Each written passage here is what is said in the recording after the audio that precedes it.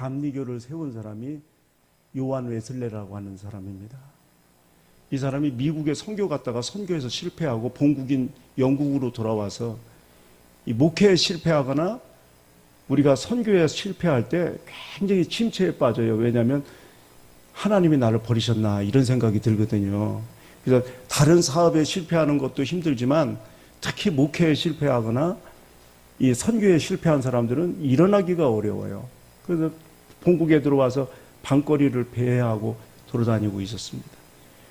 어디서 찬송가 소리가 들려요. 아, 저기서 예배 드리는가 보다.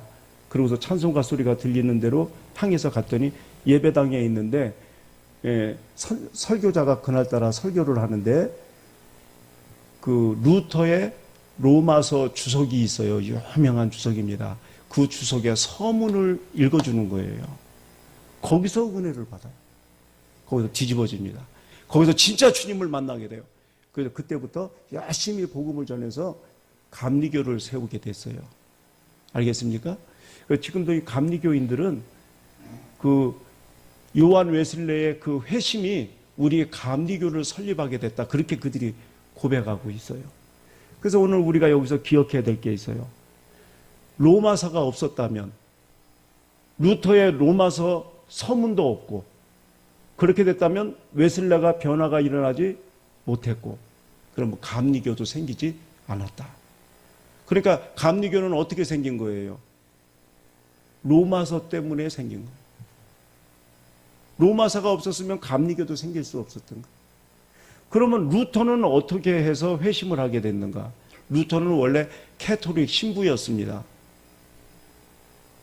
그 캐토릭 신부들이 그 캐토릭 교회에서 배울 때 뭐라고 배우느냐면 고행하면 구원을 얻을 수 있다 이렇게 배워요. 그래가지고 라테란 성당에 돌계단이 있는데 거기를 맨 무릎으로 올라가는 거예요. 피멍이 듭니다. 피가 철철 흘러요. 그래도 자기 죄가 사해졌다는 확신이 없어요. 그러니까 마음에 기쁨도 없습니다. 평강도 없어요. 구원에 대한 확신도 없었어요. 그런데 이 사람이 로마서를 읽게 됐습니다. 로마서를 읽다가 로마서 1장 17절 말씀에 회심하게 됩니다. 우리 한번 로마서 1장 17절 한번 읽어보겠습니다. 다 같이 시작.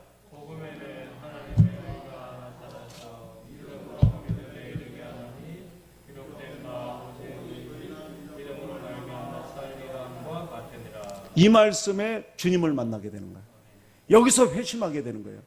왜냐하면 복음이라는 것은 뭡니까? 복음이 복된 소식.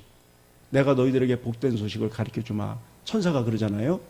이 복된 소식이 다른 말로 얘기하면 이 가스펠이 기쁜 소식이에요. 내가 너희에게 기쁜 소식을 가르쳐주마. 이 복음에는 하나님의 의가 나타났다는 거예요. 이 하나님의 의가 뭡니까? 하나님의 의는 하나님께서 이루신 의. 거기다 써놓으세요. 하나님께서 이루신 의, 또 하나님께서 성취하신 의. 하나님이 무슨 의를 성취하셨어요? 성부 하나님께서 우리 인간이 전부 다 지옥 가게 생겼거든요. 다 지옥 가거든요. 그래서 성자 하나님이랑 성부 하나님이랑 계획을 세웁니다. 네가 가서 이 인류를 구원해라. 그래서 성령 하나님이 성자 하나님을 성령으로 잉태하게 하시고, 그래서 예수님이 인간으로 오시잖아요. 그래서 우리의 모든 지었던 모든 죄를 십자가에 달려서 어떻게 하셨어요? 마지막에 다 이루었다 그러잖아요. 그러니까 우리의 모든 속전을 지불하시고, 우리가 죄로 인해서 빚진 거 있잖아요. 우리 주님께서 다 갚아주시고, 그리고 하나님이 받으셔서 부활하셨어요. 그래서 승천하셨습니다. 이건 예수님께서 승리하셨다는 뜻이에요. 우리의 모든 죄를 하나님께서 받으셨다는 뜻이에요. 그리고 우리 죄가 사해졌어요. 그래서 너희들은 이것을 믿는 믿음으로 살아라 이 말이에요. 그래서 오늘 로마서 1장 17절 말씀이 뭐예요? 복음에는 하나님이 이루신 의가 나타났다. 그래서 믿음이다. 그래서 믿음으로 믿음에 이르게 한다는 게 뭐냐면 믿음, 믿음, 믿음. 처음부터 끝까지 믿음, 믿음, 믿음이야. 그래서 여기서 나온 교리가 뭐냐면 이신칭이라고 하는 교리가 나온 거예요. 한번 성경에 여기 지금 써이자거든요. 이신칭의. 이 개신교의 가장 중요한 교리예요. 예. 이가 무슨 이자라고요? 써이. 예. 뭐뭐로써 이런 뜻이에요. 신이 믿음이잖아요. 믿음으로써 칭함을 받는다 이 말이에요. 의롭다는 칭함을 받는다. 이 이신칭의 교리가 이 루터에 의해서 이렇게 세워지는 거예요. 그래서 뭐예요? 오직 의인은 믿음으로 말미암아 살리라. 믿음으로 산다. 예수님이 나의 모든 죄를 사하셨다는 그 믿음으로 산다는 교리를 루터가 깨닫게 된 거예요. 거기서 회심합니다. 그 옛날에는 자기가 죄사함에 대한 확신이 전혀 없었어요. 근데 이 말씀을 깨닫고 나니까 하나님이 우리를 위해서 의를 다 이루어 놓으셨다. 그래서 100% 우리가 의로워진 건 아닙니다. 의롭다 하는 칭함을 받게 된 거예요. 너희들 의로워졌다. 예수님 때문에 너희들이 의롭게 됐다. 이 칭함을 우리가 받게 된 거예요.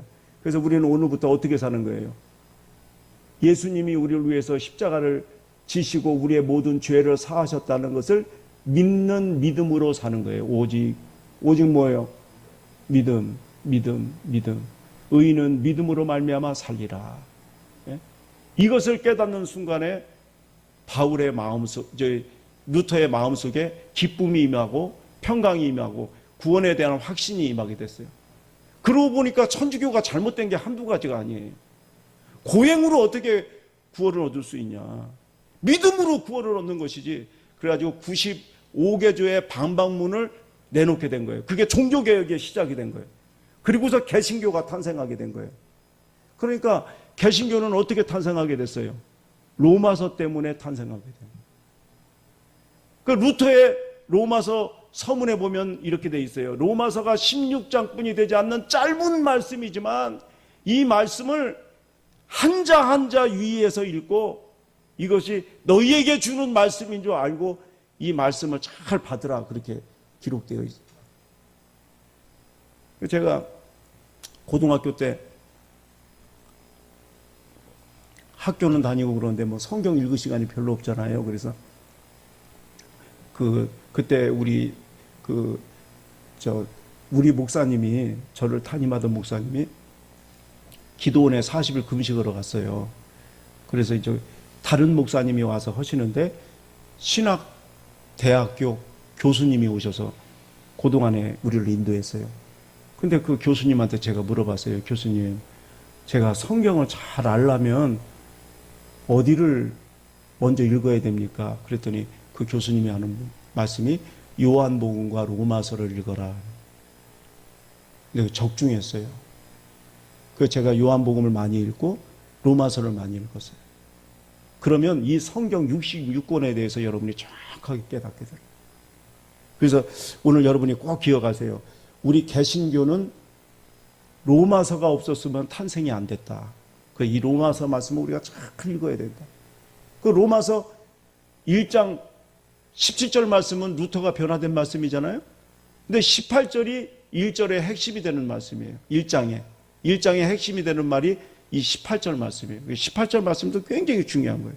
우리 한번 18절 한번 읽어보겠습니다. 다 같이 시작. 하나님의 진노가 불의로 진리를 막는 사람들의 모든 경건하지 않음과 불의에 대하여 하늘로부터 나타났다. 무슨 말인지 알겠어요? 잘 모르겠죠. 그 줄친 거를 가로로 싹 묶어야 돼요.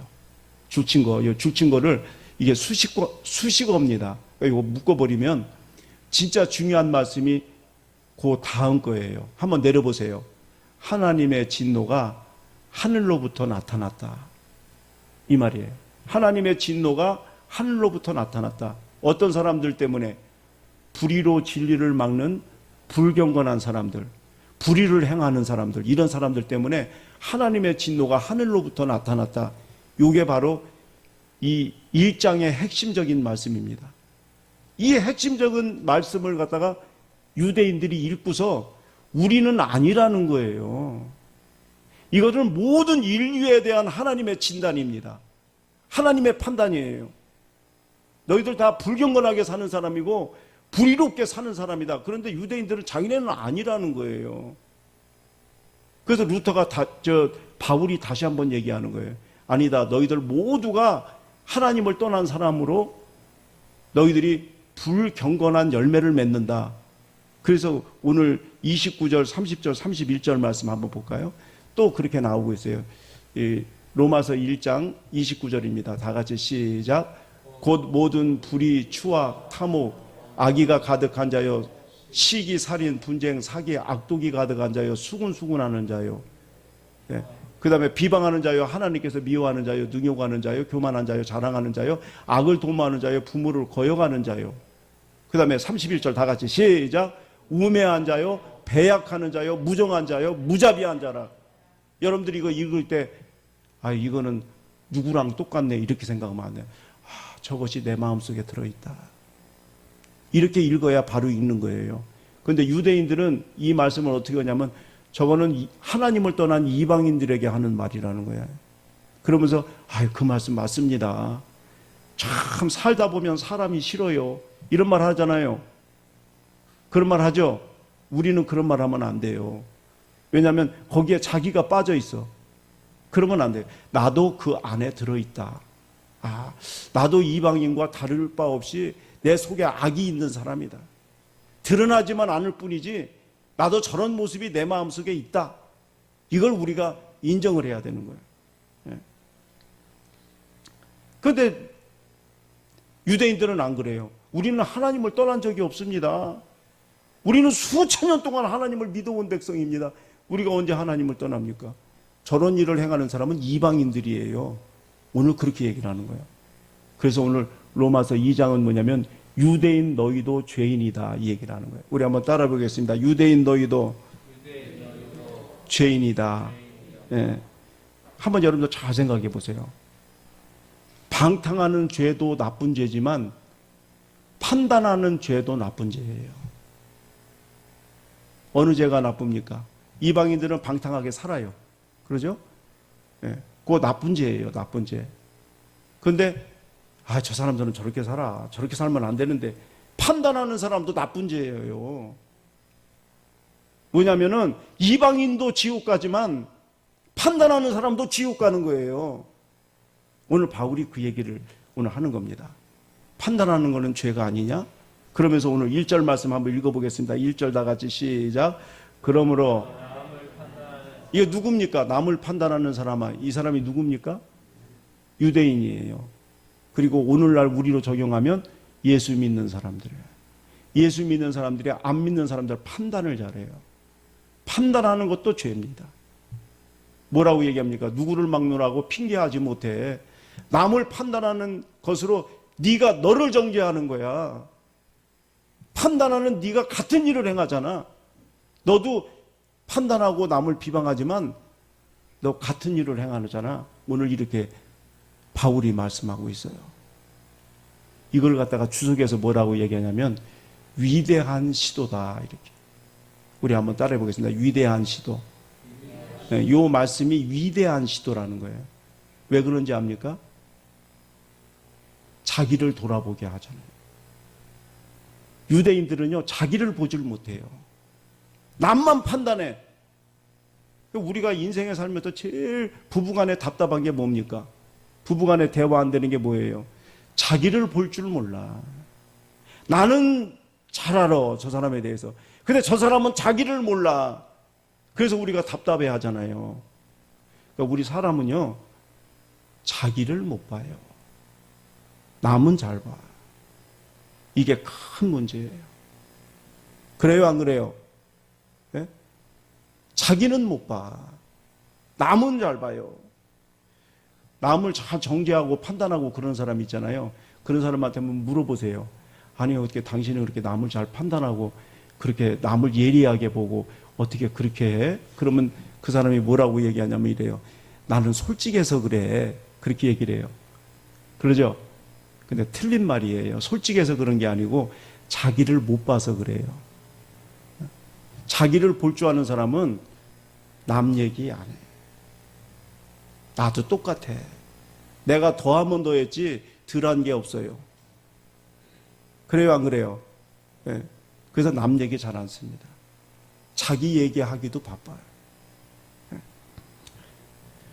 미국에 헨리 터너라고 하는 유명한 변호사가 있습니다.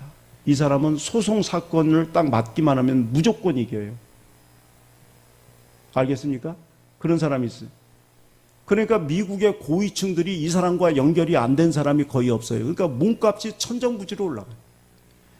그러니까 어떤 사건을 만났다. 질 것도 이겨요. 부정을 저지르고 거짓말을 해서라도 그 사건을 이기고 말아.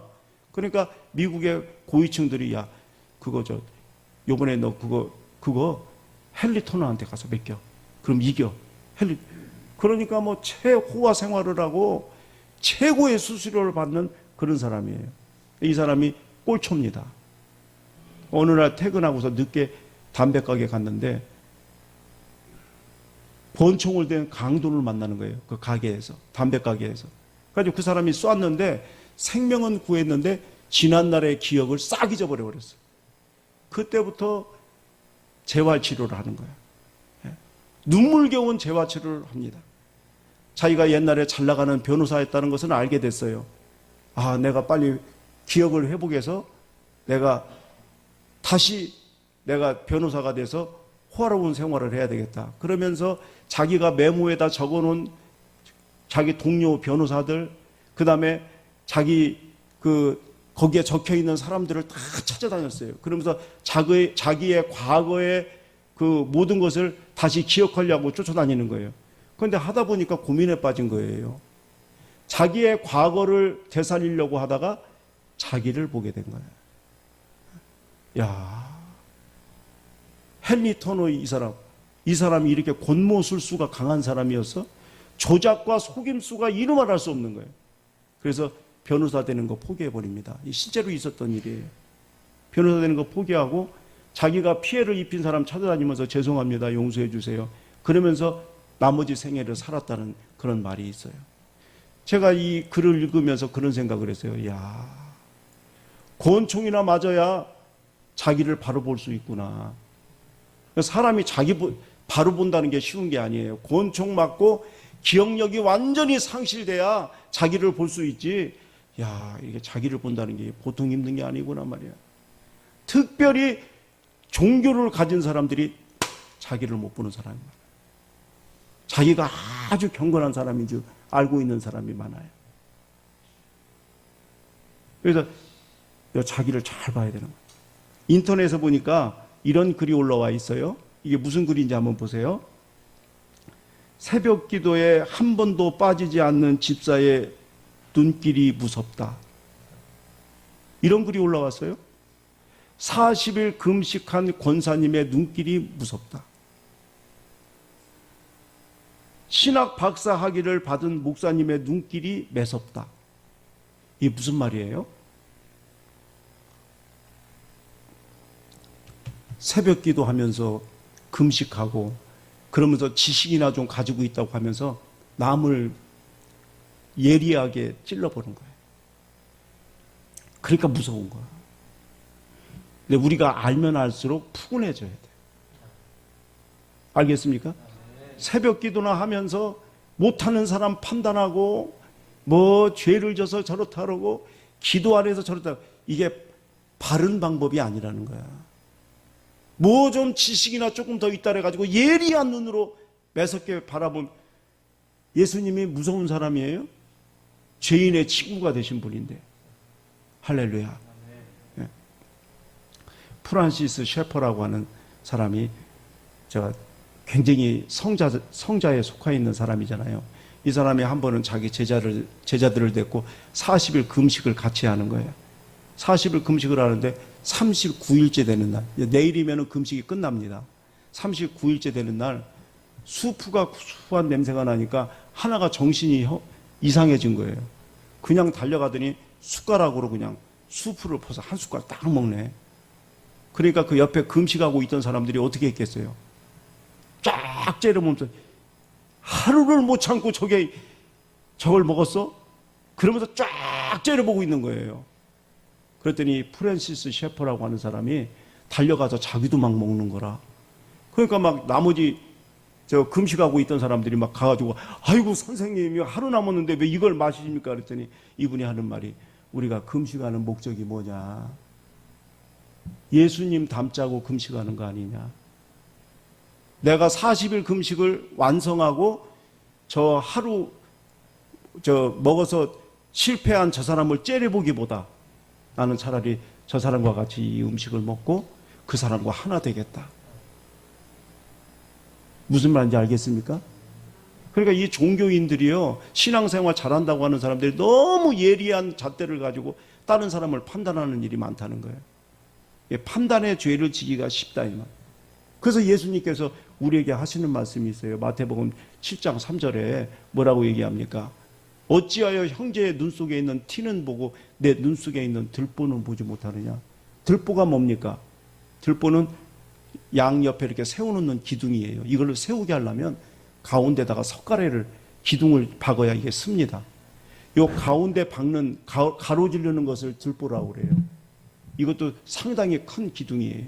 오늘 예수님은 너희도 어찌하여 네 형제의 눈 속에 있는 티는 보면서 말이야. 바리새인한테 하는 말입니다. 엄격하게 율법을 지킨다고 하는 바리새인들에게 하는 말이에요. 그러면서 어떻게 네 눈 속에 있는 들보는 보지 못하느냐. 그러면서 4절에 뭐라고 얘기합니까? 4절 한번 보겠습니다. 다 같이 시작. 보라 내 눈 속에 들보가 있는데 어찌하여 형제에게 말하기를 나로 내 눈 속에 있는 티를 빼라. 아니 자기 눈 속에 들보가 들어있는데 형제한테 가서 나 네 눈 속에 있는 티를 빼라. 그렇게 얘기하면 되겠냐 이 말이에요. 네 눈 속에 있는. 그래서 5절 말씀은 그거예요. 외식하는 자요. 네 눈 속에 있는 들보를 먼저 빼고 네 형제의 눈 속에 있는 티를 빼야 하리라. 오늘 그렇게 말씀하는 거예요. 오늘 여기서 우리가 한 가지 말씀을 좀 우리가 짚고 넘어가야 돼요. 이것이 도덕적인 죄입니까? 아니면 근본적인 죄입니까? 요게 지금 예수님이 하신 말씀이 우리가 다른 사람에게 티는 잘 봐요. 근데 자기 속에 들어있는 들보는 못 봐요. 이게 도덕적인 죄입니까? 아니면은 근본적인 죄입니까? 이게 근본적인 죄예요. 날 때부터 죄성을 가진 사람은 이렇게 태어나요. 우리는 이거 배웠어요? 남 속에 티 보는 거 배웠어요? 아니면 저절로 그렇게 돼요? 얘기 좀 해봐요. 저절로 되잖아요. 이게 태어날 때부터 우리는 모태에서 죄를 짓고 태어나기 때문에 이거부터 배워가지고 나오는 거예요. 다른 사람에게 티 보는 거는 무지무지하게 잘해. 이거 누가 가르쳐주지 않았어요. 학교에서 배운 거 아니고 부모님한테 배운 게 아니에요. 잘 보여. 근데 자기 눈 속에 있는 들보는 못 보는 거예요. 이거는 선천적으로 태어나는 거다. 가지고 나는 거예요. 등 굽은 곱추 있잖아요. 고치기 쉬워요, 어려워요? 이건 어려워요. 날 때부터 곱추로 났기 때문에 어려워요. 근데 사고로 등이 굽었어. 그거는 고치기 쉬워요. 그러니까 우리가 남의 죄를 이렇게 보는 거는 선천적으로 타고난 거기 때문에 인간의 힘으로 못 고친다. 자기를 못 봐요. 그렇게 우리가 태어나는 거예요. 이건 누가 고쳐요? 하나님만 고쳐요. 성령 받은 사람만 고칠 수 있어요. 절대 이거 우리 힘으로 못 고칩니다. 다윗도 보세요. 시도 짓고 얼마나 영성이 있는 사람이고 하나님의 합당한 사람입니까? 그런데 어느 날 나단 선지자가 왔어요. 왕이시여, 예루살렘에 이런 사람이 살고 있습니다. 어떤 사람이냐? 집이 굉장히 부자입니다. 양도 많고 소도 굉장히 많습니다.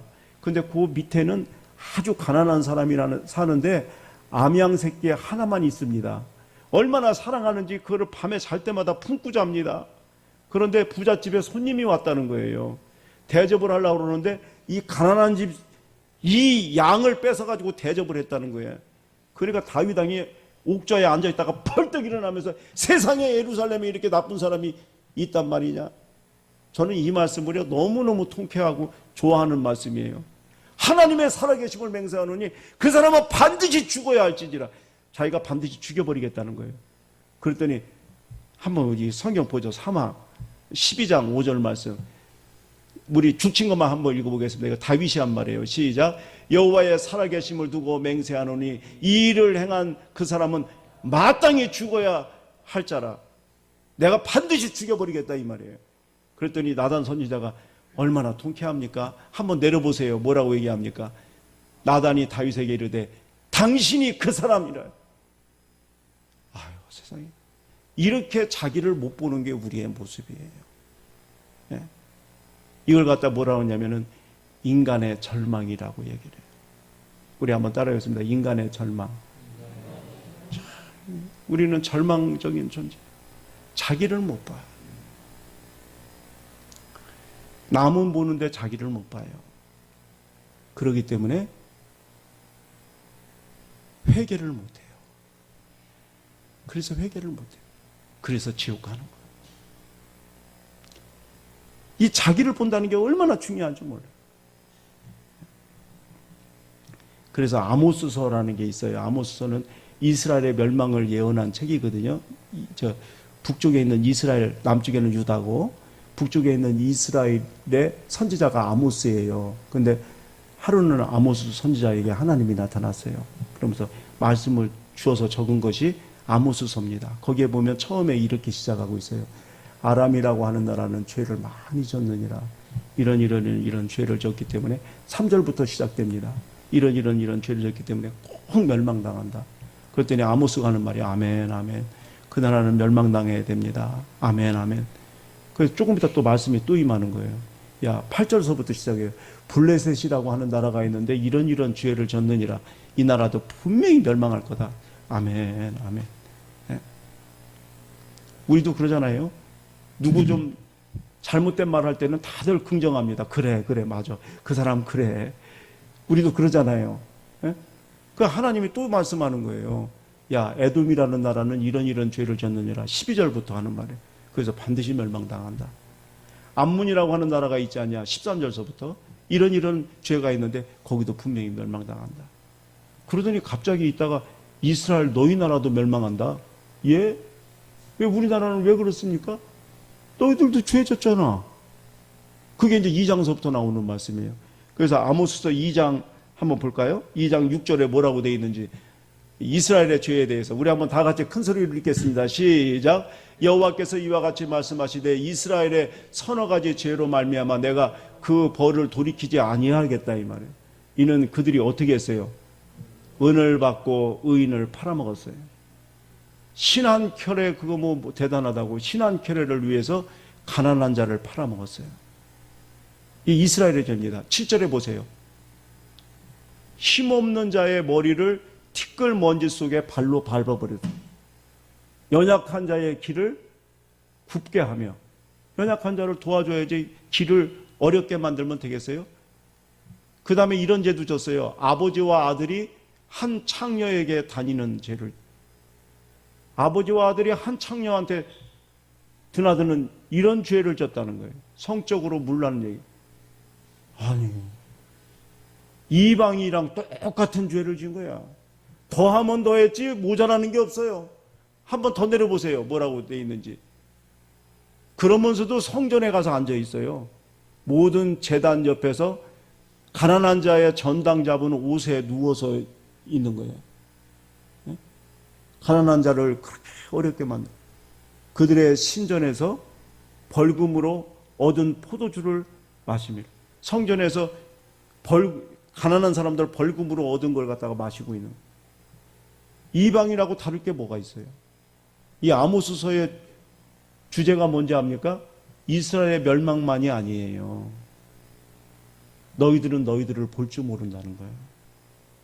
이방인들의 잘못만 볼 줄 알지 너희들이 짓는 죄를 너희들은 모르고 있다. 이걸 우리 가르쳐 주는 거예요. 그래서 오늘 이 로마서 2장 1절은요. 위대한 시도입니다. 자기를 보게 해주는 거예요. 우리 믿는 사람들이 자기를 보게 해주는 거예요. 자기를 잘 못 봐요. 그래서 위대한 시도예요. 유대인들을 갖다가 지금 상처 주려고 바울이 그러는 게 아니에요. 어떻게든 이들을 구원시키려고 하는 거예요. 죄의 속성이 뭔지 압니까? 숨는 거야. 숨는 거. 숨어요. 그래서 오늘 제가 제목을 뭐라고 정했어요? 오늘 제목 보세요. 오늘 말씀의 제목. 제목은 알고 가야지. 조금 어렵더라도. 예, 죄성을 가진 인간의 근본. 죄성을 가진 인간의 근본이 뭡니까? 죄성을 가진 인간의 근본이 뭐예요? 자기를 못 보는 거예요. 그 성경에서는 자기를 보라고 얼마나 얘기하는지 몰라요. 죄는요, 숨어요. 우리 속에 역사하면서도요, 숨어 있어요. 그래서 우리가 잘 못 느끼는 거예요. 내가 죄인인 걸 잘 모르는 거예요. 위장하고 숨어 있어요. 그래서 구약에 보면 죄를 갖다가 문둥병이라고 얘기를 해요. 왜 그러냐? 문둥병에 걸리면 몰라요. 오늘날 우리 암에 걸린 거랑 똑같아요. 나중에 손가락이 떨어져 나가고 발가락이 떨어져 나가도 아픈 거를 몰라요. 그러다 죽어버리는 거예요.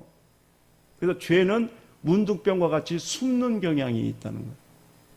그래서 성경에서 너희들 자신을 바로 보라고 얼마나 얘기하는지 몰라요. 너희들 자신을 볼 줄 알아야 된다. 그래서 에레미야 5장 21절에 뭐라고 되어 있어요? 어리석고 지각이 없으며, 한번 읽어보죠. 시작. 어리석고 지각이 없으며 눈이 있어도 보지 못하며 귀가 있어도 듣지 못하는 백성이여 이를 들을지어다. 그래야 살아요. 눈이 있어도 보지 못하니 어떡하냐 이 말이에요. 이사야서에는 이렇게 돼 있어요. 한번 보세요. 이사야서 42장 18절입니다. 우리 한번 다 같이 큰 목소리로 읽죠. 시작. 너희 못 들은 자들아 들으라. 너희 맹인들아 밝히 좀 봐라 말이야. 그래서 신약성경에 보면 세리가 있잖아요. 감히 하늘을 우러러보지도 못하고 저는 죄인이로소이다 가슴을 치는 사람. 위대한 사람이에요. 세리지만 위대한 사람이에요. 그리고 자기를 본다는 게 어려워요. 이 사람은 대단히 똑똑한 사람입니다. 그래서 오늘 로마서 2장 1절은 자기를 보지 못하는 사람들에 대한 고민이에요. 바울이 그걸 고민하고, 이 남을 판단하는 사람아, 너도 똑같은 죄를 짓는 사람 아니냐. 자기를 보게 하는 고민이에요. 자기를 봐야 하나님의 은혜가 임해요. 그래서 우리를 치료합니다. 자기를 못 보기 때문에 하나님의 은혜가 안 임해요. 그럼 우리가 어떻게 해야 자기를 볼 수 있느냐? 하나님의 말씀이 거울이에요. 오늘 우리는 이 말씀을 들음으로써 나를 보게 되는 거예요. 그렇지 않으면 못 봐요. 그래서 시편 119편에 뭐라고 되어 있습니까? 주의 말씀은 내 발의 등이요 내 길의 빛이니이다. 그래서 하나님의 말씀을 듣고 예배 드릴 때 자기가 노출돼요. 그래서 내가 죄인입니다. 이거 깨달으면 위대한 거예요. 내가 참 잘못된 사람입니다. 이거 깨달으면 위대한 사람이에요. 그때 성령님이 임해서 문둥병과 같은 나의 죄를 치료하는 거예요. 교회를 오래 다녀도 변하지 않는 사람이 있죠. 왜 그런지 아세요? 자기의 죄가 노출되지 않아서 그래요. 자기 죄가 노출되면 반드시 성령님이 오셔서 치료하세요. 그리고 그 사람은 반드시 변화됩니다. 이제 2021년도도 넉 달뿐이 안 남았어요. 옛날과 똑같이 살 거예요. 네? 변한 거 없이 나이만 먹을 거예요. 이 석 달 동안 자기의 모습을 잘 보고 그리고 성령으로 치료받는 여러분들 되기를 간절히 축원합니다. 기도하겠습니다.